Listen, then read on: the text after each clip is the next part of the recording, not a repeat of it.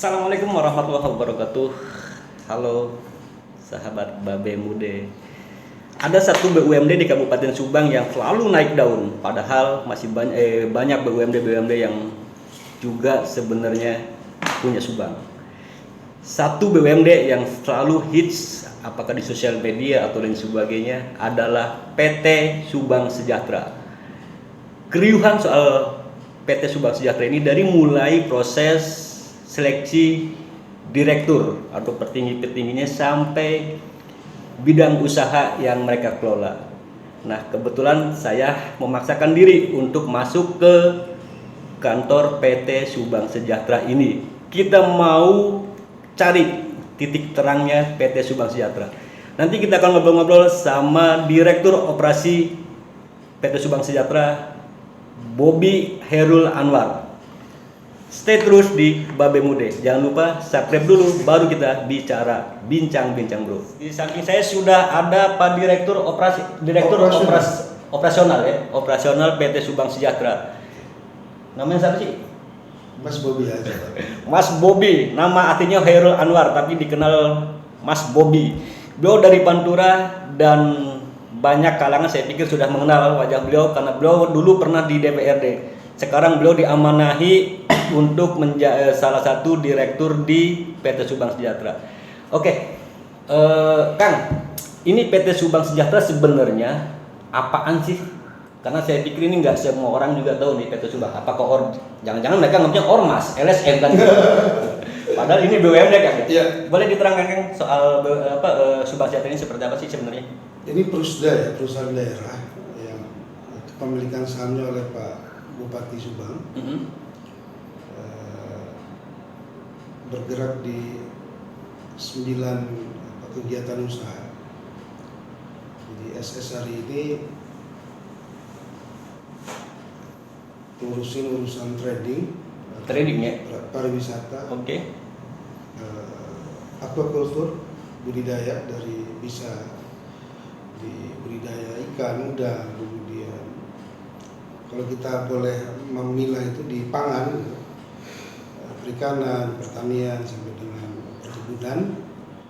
Kita juga punya rencana ke depan ke pariwisata.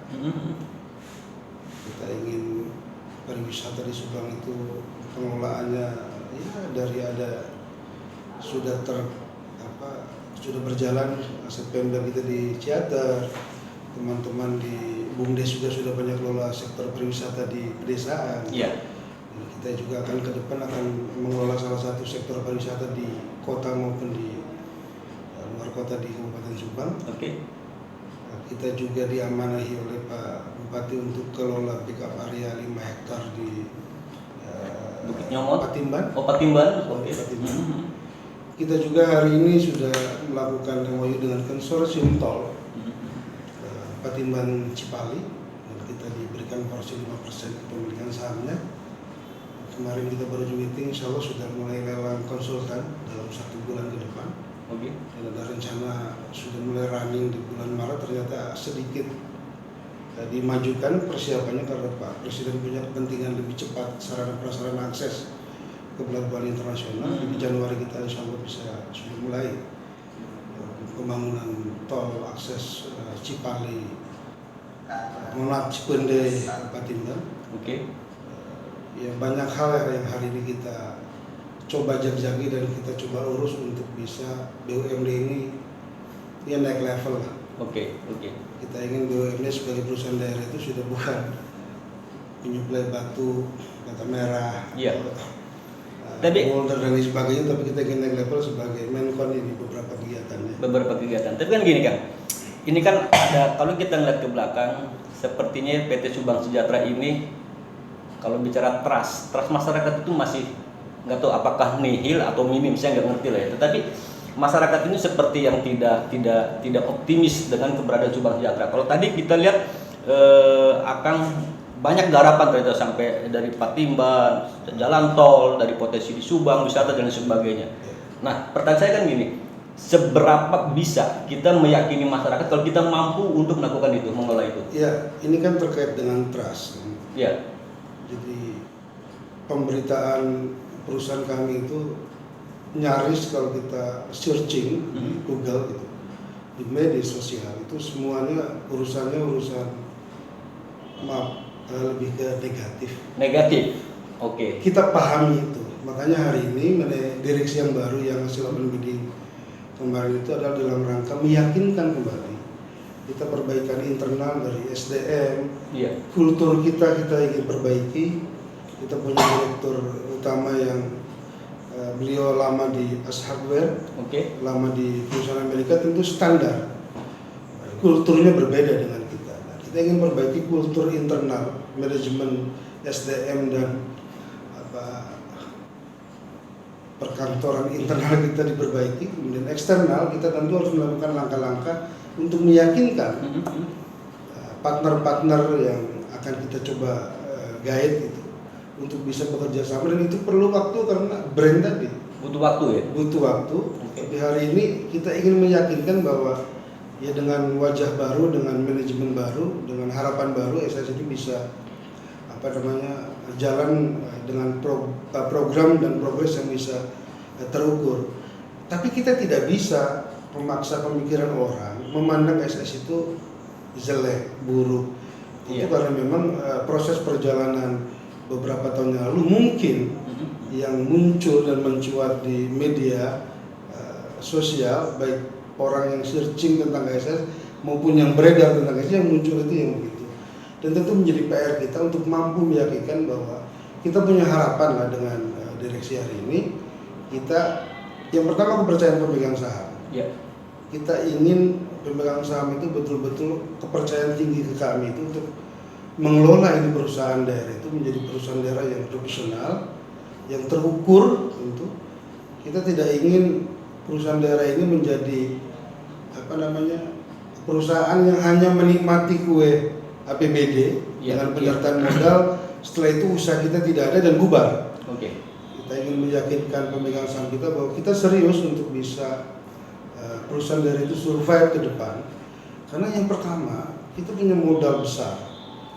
Partisipasi interest PHWNWJ yang dikelola oleh BUMD Jawa Barat, MOJ itu menjadi amanah yang luar biasa buat kami untuk bisa mengamankan ini uang untuk kegiatan usaha kami, sehingga di akhir tahun kita mampu memberikan kontribusi ke pendapatan asli daerah.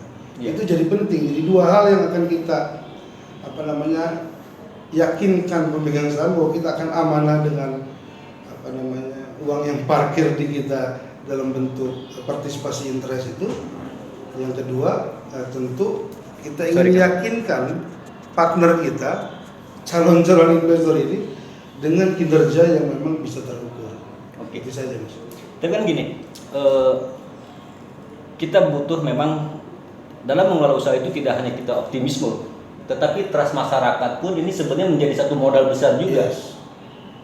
Betul. Ini bagaimana kemudian masyarakat bisa tunjukkan satu contoh program atau bidang yang dikelola oleh PT Subang Sejahtera ini yang ada loh wujudnya atau hasilnya ada.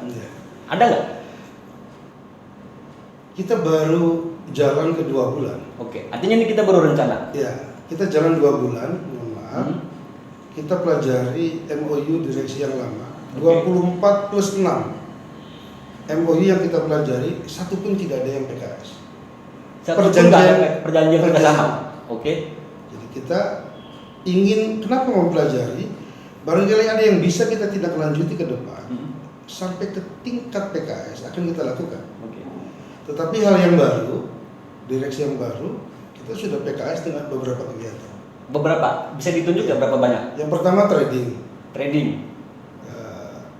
Penjualan air mineral, penjualan bahan-bahan bangunan, furniture, yang sudah jalan running 2 bulan ini. Aquaculture, budidaya udang, kita ingin ke depan punya klaster sendiri. Tapi infrastrukturnya harus kita siapkan.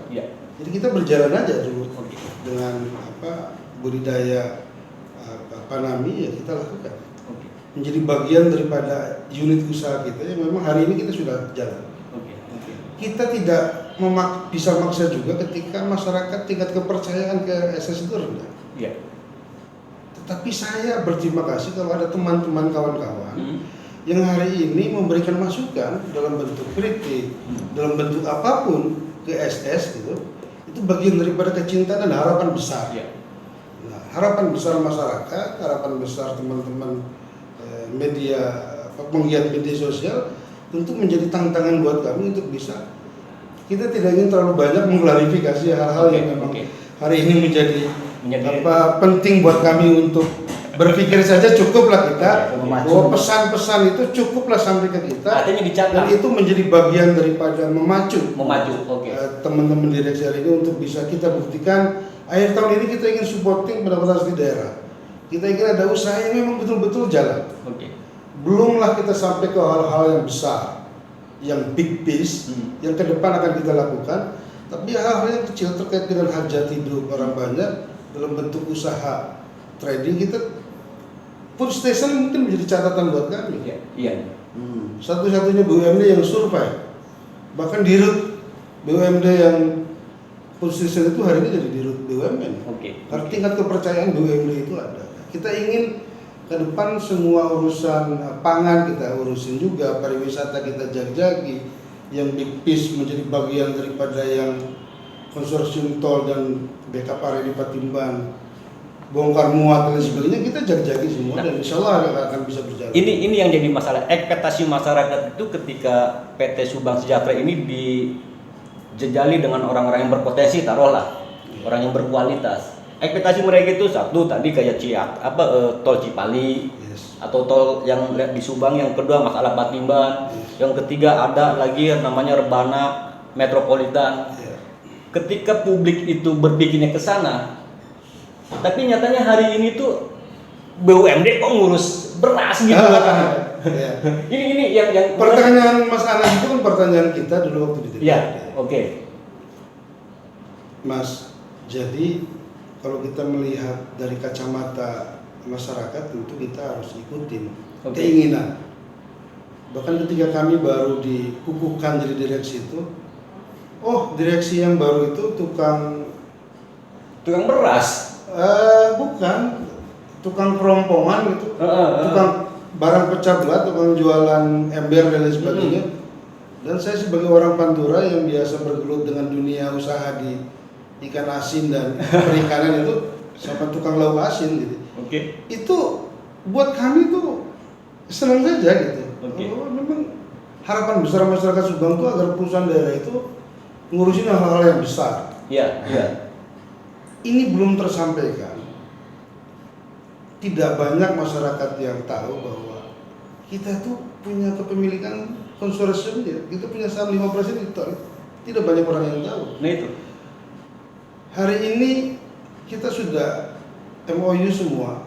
Kita samalah sejajar kepemilikan sahamnya dengan Wijaya Karya. Wika. Karena saham mayoritasnya kan teman-teman Jasa Marga 51%.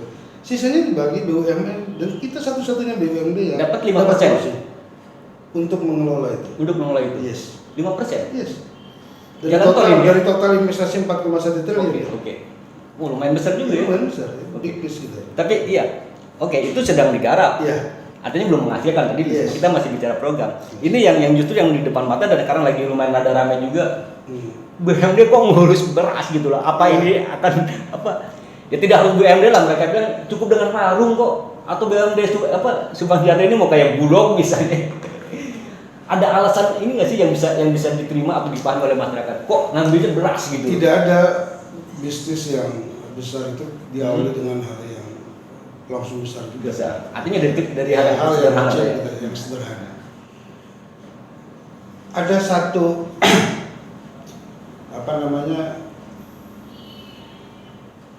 hasil beras Subang itu brandnya itu dinikmati oleh teman-teman di luar Subang. Pandan Wangi kita mungkin akan diklaim bahwa Cianjur punya. Padahal Subang punya ya? Ya hampir 20% varietas yang beredar Pandan Wangi Subang Kerawang itu kan brandnya brand Cianjur aja. Angkutlah beberapa puluh truk setiap minggu, ganti kemasan jadi beras Cianjur misalnya. Atau ketan kita yang spesifik grain tidak punya kabupaten lain luas area ketan yang sehebat Subang. Iya. Tapi kan orang ternyata beras ketan Lumajang yang hebat. Padahal Lumajang nggak banyak area. Iya. Area ketan itu hanya di kita. Oke. Kita punya varietas sendiri loh. Ketan DRT namanya. Ketan yang beras itu 30%. Artinya ini yang punya Subang tapi diklaim lah. brandnya dinikmati oleh orang lain kan gitu. oke. Nah kita naik level mas. Mas Anas coba lihat di pasar modern, di Alfamart, Indomart, Jogja sekalipun, you cek beras premium, kemasan yang premium itu dari mana? Subang Kita ya. sudah cek, tidak ada satupun beras premium yang berada di pasar modern yang punya label Subang itu nggak ada. Semuanya luar. Semuanya luar Subang. Oke. Oke. Nah kita punya harga diri dong. Beras Subang dikemas dengan packaging yang bagus, yang modern, harganya kompetitif, berasnya premium, dan dinikmati oleh orang Subang. Dan orang tua itu punya Subang. Dan kenapa harus ASN? Ya, hitung-hitung kita bekerja sama. Brand beras yang berkualitas asli Subang ini, ya sama-sama jadi kepentingan bersama untuk bisa ini jadi tenar gitu. Oke. Promosi yang paling cepat itu kan ya hari ini kita tahu lah. Kalau ada 10 orang, 100 orang, 1000 orang, 3000 orang, bahkan 11.000 orang PNS menjadi penikmat beras brand Subang kualitas premium harga kompetitif.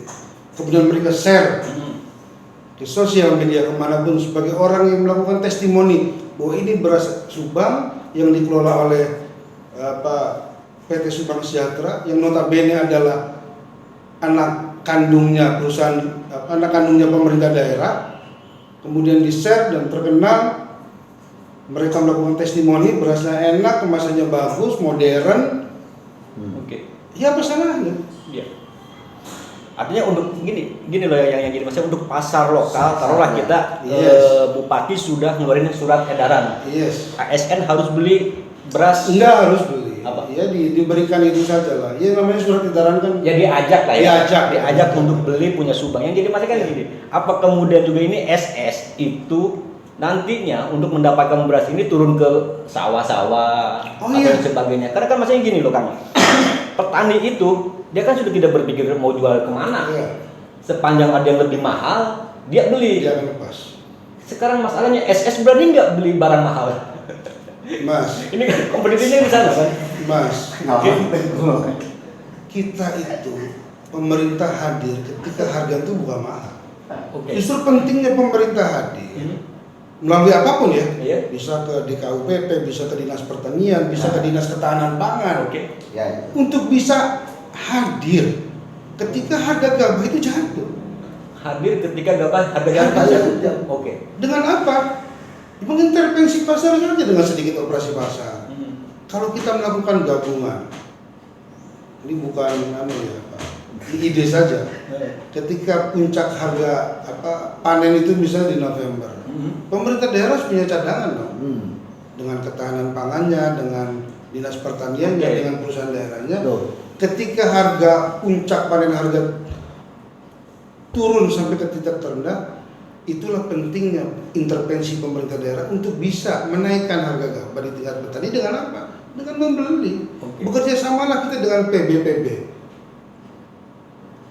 Banyak mas, Subang itu pabrik-pabrik besar itu banyak yang belanja. Ya. Jadi kalau begitu apa sih sebenarnya ide cerdasnya dengan kita dagang beras? Satu,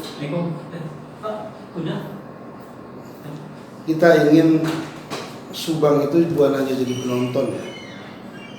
Ketika produk yang dihasilkan petani Subang, PBPB Subang dengan kualitas beras yang lebih bagus itu jadi dinikmati oleh teman-teman dari kabupaten yang lain atau perusahaan yang lain yang di luar Subang. Oke.